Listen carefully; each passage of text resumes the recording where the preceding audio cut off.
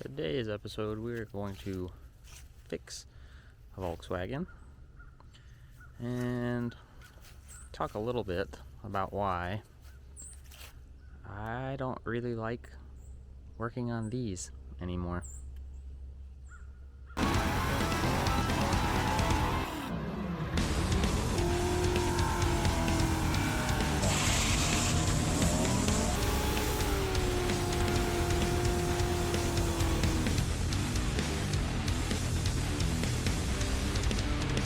This is an episode about nothing but Volkswagens.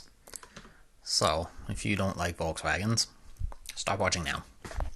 Anyways, you might have noticed that there is a Volkswagen doing wheelies in my intro video, and for a very long time I was really into Volkswagens, air-cooled ones. And I used to work on them a lot for people. I don't really do that anymore. But I worked on this one for a friend of a friend. I picked it up for him on my trailer, and it wasn't running. That was his only request, was that I get it to run. I pretty quickly realized there was no fuel in the carburetor, so I filled it up with a squirt bottle.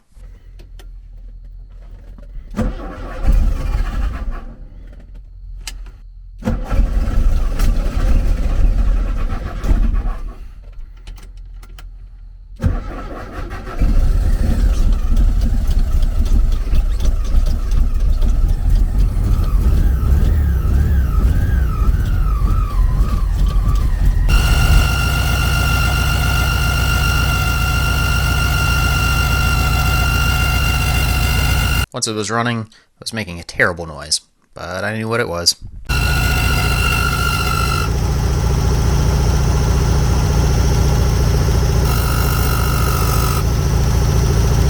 The owner of this car had just put a generator on it, which involves removing the fan shroud and also the carburetor. He didn't have the fan shroud lined back up. The fan was rubbing.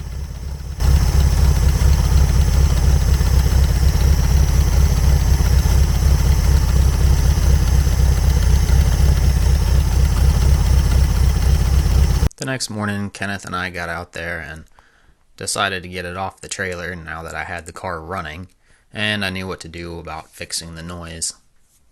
So we unstrapped it from the trailer, and I cranked it up, backed it off, and drove it up towards the driveway.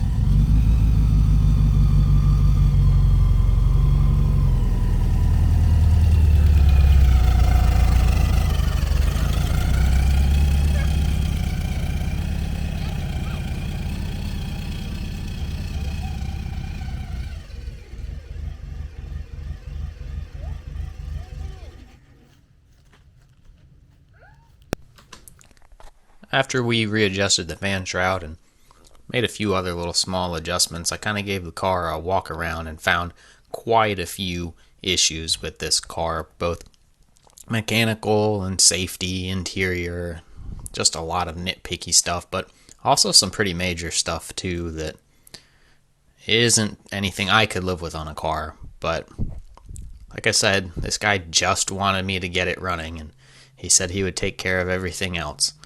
So, Kenneth went back inside with Tiffany, and I went for a test drive.